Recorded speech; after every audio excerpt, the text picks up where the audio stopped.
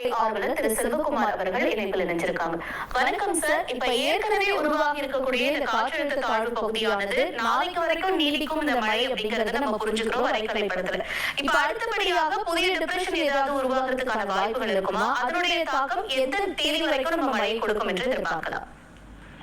கண்டிப்பாக தற்பொழுது உருவாக்கக்கூடிய நிகழ்விலே இன்னும் நிறைய மழைப்பொழிவை இன்னும் இன்றைக்கு எதிர்பார்க்கலாம். இப்பொழுது பெய்து கொண்டிருக்கூடிய மழை திருநெல்வேலியில் 20 சென்டிமீட்டர் வரைக்கும் பெய்திருக்கிறது. ஆனால் இன்னும் தென் மாவட்ட மேற்கு தொடர்ச்சி மலையில் இன்னும் அதிகமான மழை பிடிப்பு கொடுப்பதற்கு வாய்ப்பு இருக்கிறது. குறிப்பாக திருப்பூர் மாவட்டம் நல்லாறுல கூட 157 மில்லிமீட்டர் எட்டியிருக்கிறது.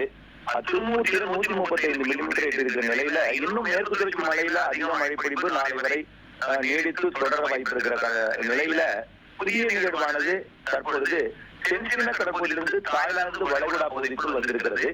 அது இன்றைய இந்த பதிவு செய்து கொண்டிருக்கூடிய இந்த நேரத்துல சரியாக மலேசியா பகுதிகளில் மழை பொழிவை கொடுக்க தொடங்கி அதில் கரை கடந்து கொண்டிருக்கிறது. அது நாளை முழுமையாக வங்கக்கடலின் அந்தமான் கடற்பகுதிக்கு வரும். பிறகு படிப்படியாக மிக வேகமாக நகர்ந்து அங்கிருந்து வரும்போதே ஒரு காற்றழுத்த தாழ்வு பகுதியாகத்தான் வருகிறது. மலேசியா தமிழர்கள் இந்தியாவுக்கு ஜனவரி பிப்ரவரி மாதம் டூர் வருவாங்க. ஆனால் இப்போ புயலும் இந்தியாவுக்கு வருது. Welcome welcome. ஆந்திர பிரதேச கரையை நோக்கி செல்வதாக காட்டியிருந்தாலும் இது தமிழ்நாட்டில்